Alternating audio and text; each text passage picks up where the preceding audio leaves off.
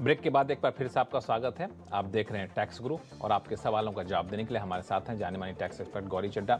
गौरी, अगला सवाल लेते हैं दिल्ली से। राजेश जी हमारे साथ फोन लाइन पर जुड़ चुके हैं। राजेश सिंघल साहब, नमस्कार, कैसे हैं आप? नमस्कार जी, आप दोनों को नमस्कार। मैं बहुत बढ़िया हूँ और काफी फैन हूँ आप दोनों का, और बहुत मैं टैक्स ग्रुप को कभी भी मिस नहीं करता हूँ। चलिए, बहुत अच्छा लगता है, आप लोगों का हौसला बढ़ता है इस तरह जो कहते हैं, तो आपकी रियली मतलब हम ये लोगों ऐसा का नहीं हौसला कि काफी बढ़ता है और आप ऐसे बोलना चाह रहा हूँ, बट रियली बहुत हेल्प करता है। मैं जल्दी से अपना क्वेश्चन पूछ लूँ? बिल्कुल बिल्कुल। हाँ, मैंने ना असेसमेंट ईयर 2020 और 2021 में मेरा टैक्स लाइबिलिटी बनी अराउंड 5,000 रुपए। ठीक है। लेकिन बिल्कुल लास्ट मोमेंट में कर रहा था, 1 मिनट का टाइम बचा था और मुझे वहाँ ऑप्शन नहीं दिखी जहाँ मैं अपनी टैक्स जो मैंने पे किया था चालान नंबर वहाँ फीड कर सकूँ। तो मैंने सोचा कि मुझे वैसे ही भी पेनल्टी लग जाएगी, तो मैंने पे लेटर का ऑप्शन चूज कर लिया। पे लेटर का ऑप्शन चूज करने के बाद मेरी इनकम टैक्स फाइल हो गई। फाइल होने के बाद मैंने उसको रेक्टिफिकेशन या जो भी प्रोसेस होता है उसको 10-15 दिन बाद उसको भी किया और मैंने अपने चालान नंबर सब फीड कर दिए। इवन उसके बाद मुझे कोई रिस्पॉन्स नहीं आया, तो मैंने रिज्यूमे भी डाला उन्हें कि ऐसे ऐसे मेरा ये है, क्या वो रेक्टिफिकेशन हो गई है? तो वहाँ से कुछ जवाब नहीं आया, बट मेरे को बिल्कुल एक्यूरेट आइडिया नहीं कि उसमें क्या रहा। अब जब 2022-2023 का मैंने इनकम टैक्स अपना फाइल किया तो मेरा रिफंड अमाउंट बनता था 10,000। ठीक है। 10,000 में क्या किया उन्होंने, वो जो मेरा 2020 और 2021 का अमाउंट था 5,000, वो काट के मुझे 5,000 पे कर दिया, रिफंड प्रोसेस कर दिया। मेरी गलती ये हो गई कि मैंने उसको, जो उन्होंने टाइमलाइन दिया था शायद कि विद इन 2 मंथ्स आप इसको अगर कुछ अपोज करना चाहते तो करिए, मैंने वो मेल नहीं चेक कर पाया। अब जब मैं वो मेल देखता हूँ तो अब मुझे कहीं भी कोई ऑप्शन नहीं मिल रही है। तो मेरा ये क्वेश्चन है, क्या मैं इसको क्लेम कर सकता हूँ या वो पैसा गया? ठीक है, नहीं, देखिए ऑप्शन है। आपने जब पहले रिटर्न आपने भरी पे लेटर करके, आपने अपना अमाउंट जो आपने डिपॉजिट किया था टैक्स, आपने वो बिना शो किए रिटर्न को भर दिया। उसके बाद जो आपने बोला ना आपने रेक्टिफाई किया, मेरे ख्याल से आपने रिटर्न को रिवाइज किया है, रेक्टिफाई नहीं किया होगा। तो अब आप अगर आपकी इंटीमेशन ऑर्डर में ये एडजस्टमेंट उन्होंने दी है तो आप इस रिटर्न को रेक्टिफाई कर दीजिए।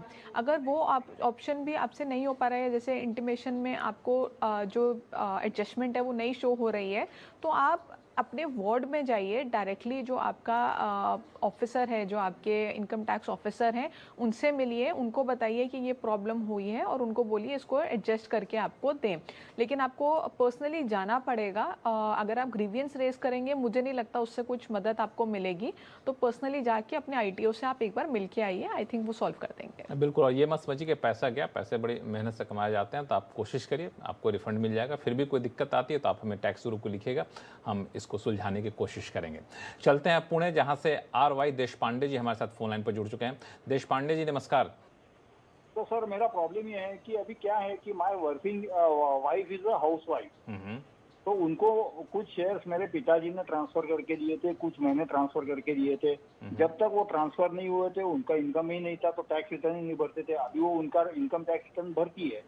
अभी मैंने जो शेयर्स उनको ट्रांसफर किए हैं उसके ऊपर जो उनको डिविडेंड मिलने वाला है, जो कुछ गेन होने वाला है, वो उनके इनकम में ऐड करेंगे या मेरे इनकम में ऐड होगा?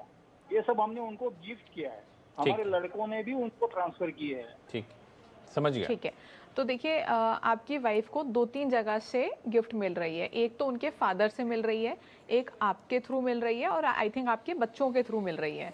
तो जो भी आपकी वाइफ के फादर ने उनको गिफ्ट किया है या उनके बच्चों ने उनको गिफ्ट किया है, वो पैसा तो उनका हो गया। उसके ऊपर जो भी पैसा वो कमा रही हैं वो उनकी इनकम में टैक्सेबल होगा, कहीं भी कोई क्लबिंग का सवाल नहीं उठता।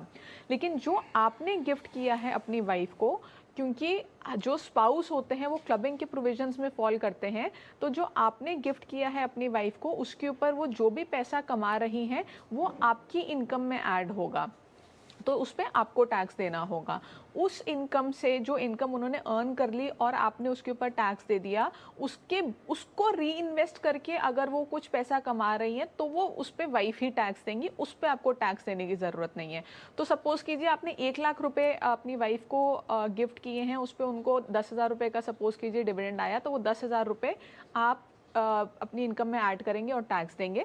उस 10,000 को उन्होंने री इन्वेस्ट कर दिया और उस पर कुछ इंटरेस्ट आया, वो वाइफ के अकाउंट में जाएगा, वाइफ उस पर टैक्स देंगी। बिल्कुल, बहुत अच्छे से एग्जांपल देके गौरी ने आपको समझा दिया। मुझे लगता है कोई इसमें कन्फ्यूजन अब नहीं होना चाहिए। कई लोग ऐसे हैं जो ट्रांसफ़र करते हैं शेयर या इस तरह के प्रॉपर्टी, तो उसमें यही फॉर्मूला लागू होता है। चलते हैं वडोदरा, जहाँ से जनक शाह जी हमारे साथ फोन लाइन पर जुड़ चुके हैं। जनक जी नमस्कार। सर, मैंने 19 जुलाई पे मेरा return, income tax return deposit करा था।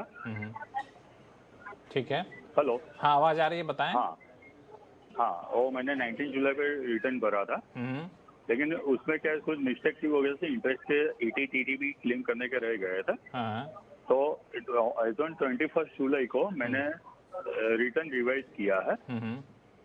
तो इनकम टैक्स डिपार्टमेंट वाले बोलते हैं कि 21 वाला रिटर्न जो आपने रिवाइज किया है वो हमको तो दिखाई नहीं देता है। अच्छा।